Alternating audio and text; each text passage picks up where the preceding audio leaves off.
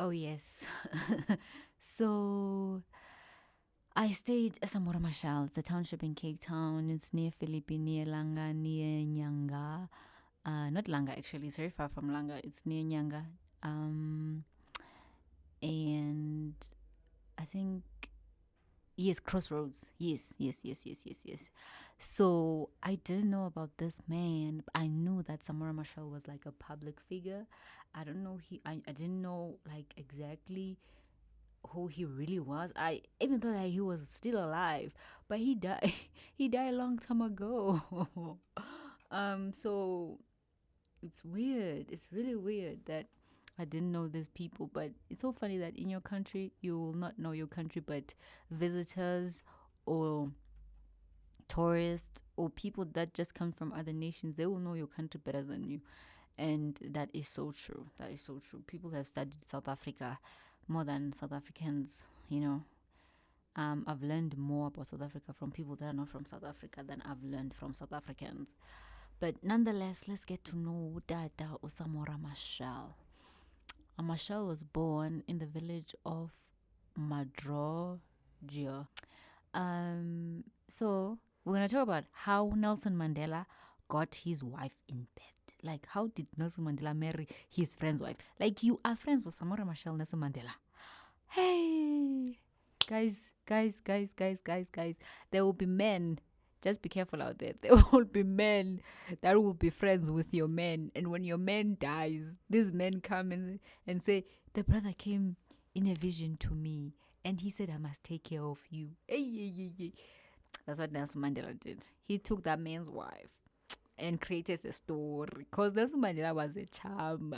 Of course, it appears that he created a story to me, of course, to me, because how did he marry him? How did he marry her? But, anyways, I don't know, Samora, if your spirit is there. Like, talk to Mandela. Like, Mandela, why? But, anywho, Machel was born in the village of Madragio or Madragio. I don't speak in Portuguese. In Mozambique, they speak Portuguese. So when I was trying to get to know this guy, I I was listening to videos of him speak, but he was speaking Portuguese. But there are obviously documentaries on him where they speak in English, so that was very good for me. But I wish I could understand Portuguese. So I'm very sorry to the Portuguese people if I'm pronouncing some things very wrong. I'm very sorry. In South Africa, we don't learn Portuguese as a second language unless maybe it's a private school and that private school teaches you Portuguese. We learn English, not Portuguese. So I'm very sorry if my Portuguese is very poor. Ne? Today's Chilembene, Gaza province, Mozambique, to a family of farmers. His grandfather had been an active collaborator of Gungunaha. Under Portuguese rule, his father, like most black Mozambicans, was classified as a native indigena. He was forced to accept lower prices for his crops than white farmers, compelled to grow labor intensive cotton, which took time away from the food crops needed for his family, and forbidden to brand his mark on his cattle to prevent thievery. However, Michael's father was a successful farmer. He owned 4 plows and 400 head of cattle in 1940. Ooh, he was a rich man. He was a rich man. 400 cows, guys, is a lot, especially in that time. Like, your wealth was weighed by how much stock you have.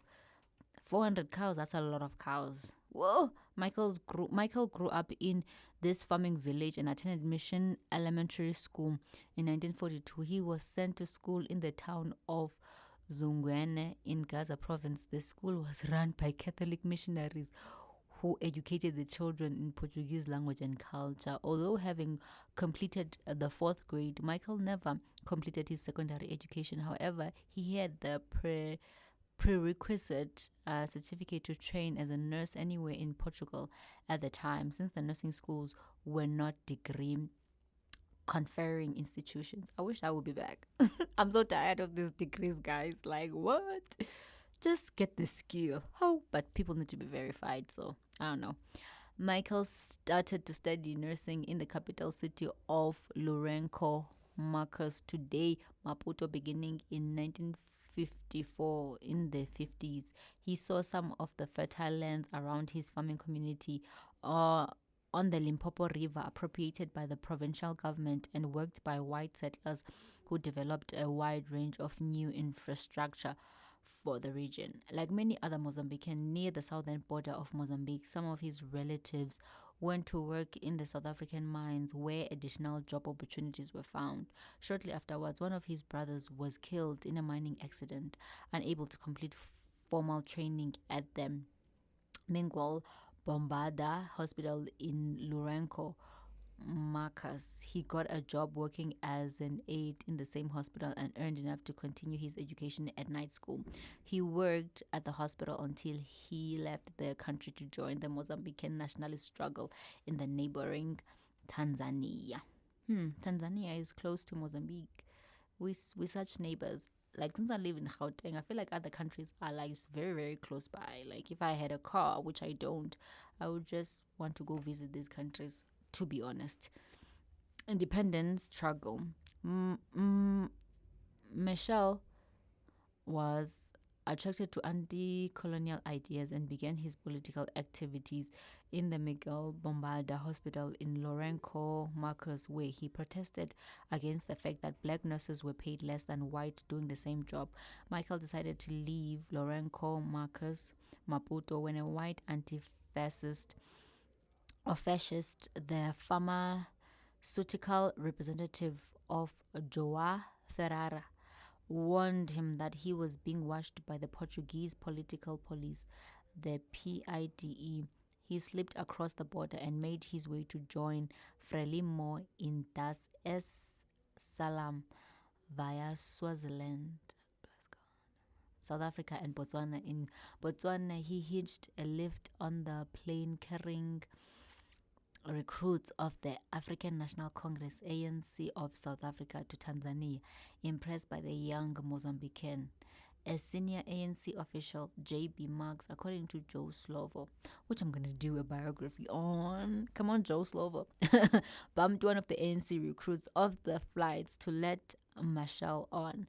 In Dar es Salaam, Marshall volunteered for military service and was one of the second group of Frelimo guerrillas sent for training in Algeria. Back in Tanzania, he was put in charge of Frelimo's own training camp at Kongwa. After Frelimo launched the Independence War on September 25, 1964, Michael's son became a key commander, making his name in particular in the grueling conditions of the eastern area of the vast and sparsely populated province of Nisa. He rapidly rose through the ranks of the Gulira Army, the FPLM, and became the head of the army after the death of its first commander, Felipe Samuel Magai in October 1966. Frelimo's founder and first president, Eduardo Mondlane, was assassinated by a parcel bomb on February 3, 1969. His deputy, Rev. Waria Simango, expected to take over but insisted the Frelimo Executive Committee appointed a presidential triumvirate consisting of Simango, Michael, and veteran nationalist and poet Marcelino dos Santos. Simango soon broke ranks and denounced the rest of the Frelimo leadership in the pamphlet Gloomy Situation in Frelimo. This led to Simango's expulsion from the Liberation Front and the election in 1970 of Michael as Frelimo president, with Dos Santos as deputy president. Like the late Mondlane, Michael identified himself with Marxism, Leninism, and under his leadership, this position became central to Frelimo, which evolved from a broad front into a more Marxist party. The new commander of the Portuguese army in Mozambique, Jan Cousa de Arriaga, boasted that he would eliminate Frelimo in a few months. He launched the largest offensive of Portugal's colonial wars, operations in Gordian Knot in 1970, concentrating on what was regarded as the Frelimo heartland of Cabo Delgado in the far north. Kulza de Araja boasted of destroying a large number of guerrilla bases, but since such a base was just a collection of huts, the military significance of such supposed victories was dubious. Michael reacted by shifting the focus of the war elsewhere, stepping up Frelimo operations in the western province of Tete. This was where a massive dam was being built at Cahora Bassa on the Zambezi to sell electricity to South Africa. Fearful that Frelimo would attack the dam site, Portuguese set up 3 concentric rings of defense around Cahora Bassa. This denuded the rest of the Tete province of troops, and in 1972 Frelimo crossed the Zambezi, striking further and further south. By 1973, Frelimo suits were operating in Manica and Sofala province and began to hit the railway from Rhodesia to Beira, causing panic among the settler population of Beria, who accused the Portuguese army of not doing enough to defend white interests. The end came suddenly on April 25, 1974. Portuguese officers, tired of fighting 3 unwinnable wars in Africa, overthrew the government in Lisbon.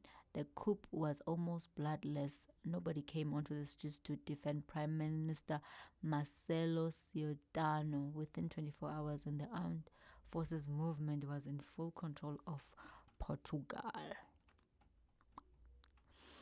Frelimo's immediate warning was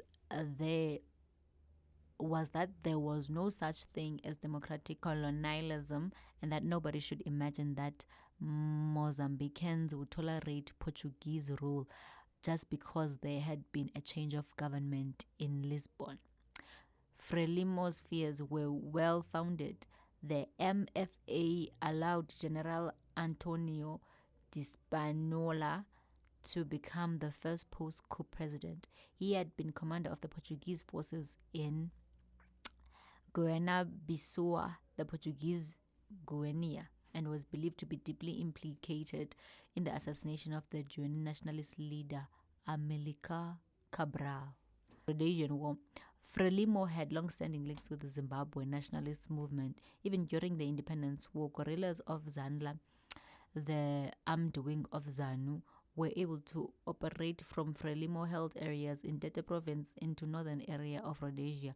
After the implementation of the UN sanctions against the Rhodesian government, the entire length of the border was now available to nationalist incursions into Rhodesia. ZANU leader Robert Mugabe, released from Salisbury prison, Rhodesia, in 1974, made his way into Mozambique the following year. Initially, Michael was suspicious of the apparent coup with ZANU that had brought Mugabe to power, and he was effectively rusticated to the central city of Quelimane, where he taught English.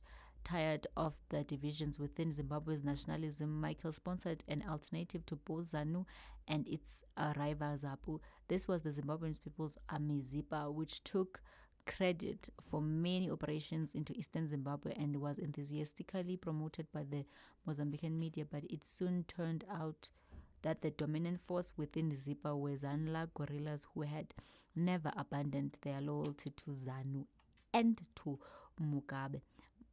Michael accepted the reality that the people doing most of the fighting in Zimbabwe were Zanla.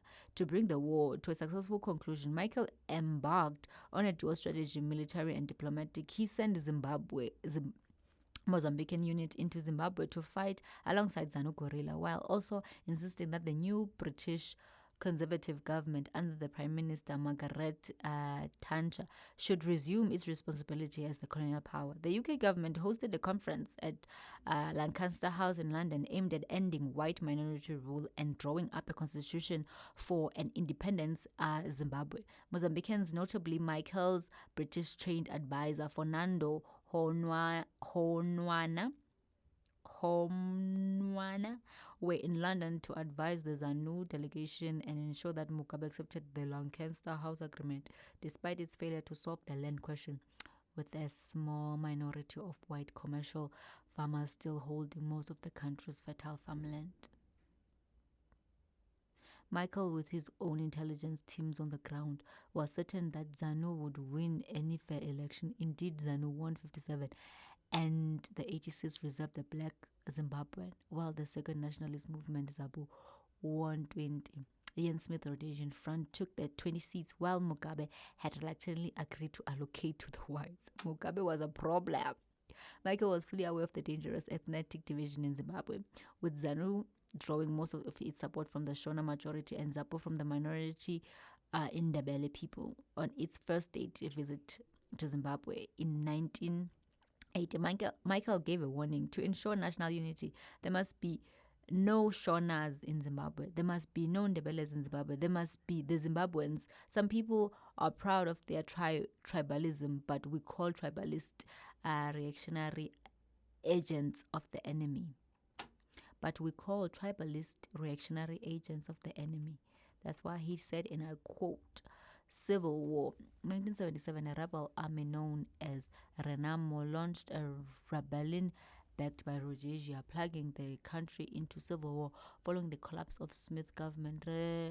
Rebel force began to receive backing from South Africa. The movement was initially known as the RNM, but as from 2003 adopted the acronym Renamo. During the 1980s, the South African government took an increasingly hostile attitude to the frontline states.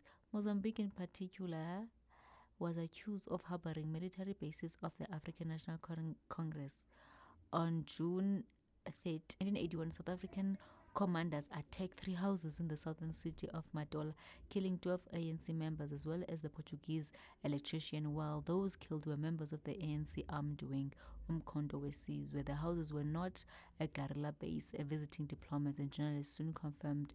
A fortnight later, Michael threw down the gauntlet, and at a rally at Maputo's Independence Square, he embraced ANC leader Oliver Tambo and declared they want to come here and commit murder. So we say, let them come, let all the races come, let the South Africans come, but let them be clear that the war will end in Pretoria. Woo! Helped by weapons airdropped by the South African Defence Force, Renamo spread its operations across the entire country, with the exceptions of the far north.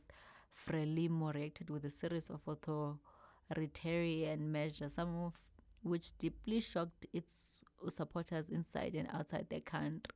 On October 19, 1986, Michael attended a summit in Bali, Zambia, called to put pressure on Zairian dictator Mobutu Sese Seko over his support for the Angolan opposition movement UNITA. The strategy of the frontline states was the move against Mobutu and Mbada in an attempt to end their support for UNITA and Renamo, who they regarded as South Africans' surrogates. Although the Zambian authorities invited Michael to stay in Mbala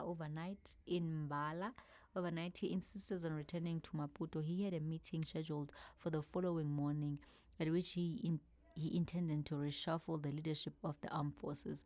Michael thus overrode the instructions from the security minister that the president should not travel at night, with fatal consequences. The plane never reached Maputo. The night it crashed into the hillside at Mbuzini, just inside South Africa. Michael and 33 others died. 9 people sitting at the back of the plane survived. The Margo Commission, set up by the South African government, but which included high-level international representative, investigated with incident and concluded that the accident was caused by pilot error. Despite the acceptance of its findings by the International Civil Aviation Organization, the report was rejected by the Mozambican and Soviet government. The latter submitted minority reports suggesting that the aircraft was intentionally lured off course by a decoy radio navigation beacon set up specifically for this purpose by the South Africans. Speculating about the accident has therefore continued to present day, particularly in Mozambique.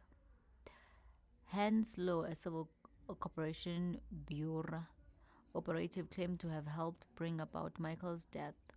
Pig Botha, South African Foreign Affairs Minister at the time, who later joined the ANC, said that the investigation into the plane crash should be reopened. The Portuguese journalist Jose Milhais, who lived in Moscow from 1977 to 2015 and currently works for the Portuguese newspaper Publico and as a correspondent for the Portuguese television channel SIC, maintains that the plane crash had nothing to do with any attempt or any mechanical failure, but was due to several errors of the Russian crew, including the pilot, who instead of diligently performing their duties, were busy with the futile things like sharing alcoholic and soft drinks unavailable in Mozambique that they had the possibility to bring from Zambia. In Milza's opinion, both the Soviet and the Mozambican authorities had an interest to spread the thesis of an attempt by the South African government. The Soviet wanted to safeguard their reputation, exempting the plane and the crew from any responsibility. The Mozambicans wanted to create a hero. How sad. How sad that he died this way.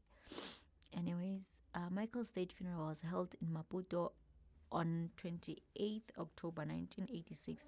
It was attended by numerous political leaders and other notable people from Africa and elsewhere, including Dr. Robert Mugabe of Zimbabwe, Dr. Kenneth Kaunda of Zambia, Dr. Julius Nyerere of Tanzania, King Mashosho II of Lesotho, Dr. Daniel Arabi Moi of Kenya, and Dr. Yasser Arafat of Palestine State. Also present were the ANC leader Oliver Tambo, the US President's daughter Maureen Reagan, the first deputy prime minister in the Soviet Union Heydar Aliyev, and the civil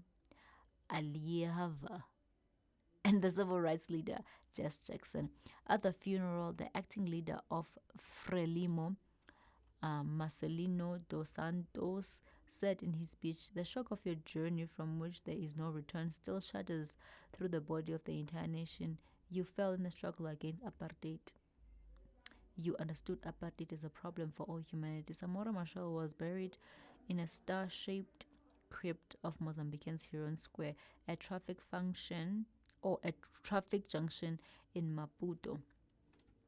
As sad, so sad. When it comes to his love life, marriage, and family life, in the late 1950s, when Machel was working as a nurse in Haka Island, he met a local girl, Sorita Chaikomo, and set up a house with her.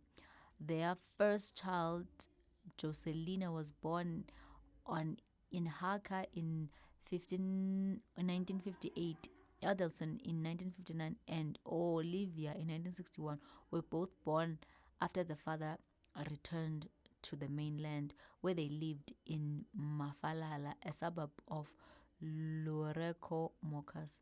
Michael returned to the Miguel Bombarda Hospital and was accepted into a course of further training. At the hospital, he began a relationship with another nurse, Irene Buki. She gave birth to their daughter Onila in February 1963, 3 weeks before Michael left Mozambique to join Frelimo Ndiwena. Tangomo's fourth child with Michael was born that September. 6 months later, Machel. Actually, it's not Michael, it's Machel. I'm sorry for saying Michael all the time. Machel had left the country. Later, Machel expressed remorse for what he had come to see as bad behavior towards Sorita and Irene. Machel was not married either to Chaingomo or Burke. When he joined Frelimo in 1963, he widely believed that the war for independence would last years, if not decades, and that the chances of Frelimo cadres being reunited with their families in Mozambique were vanishingly small. Josina Abiata Mutemba, who had been active in the anti-colonial student organization NESEMA, arrived in Tanzania in 1965.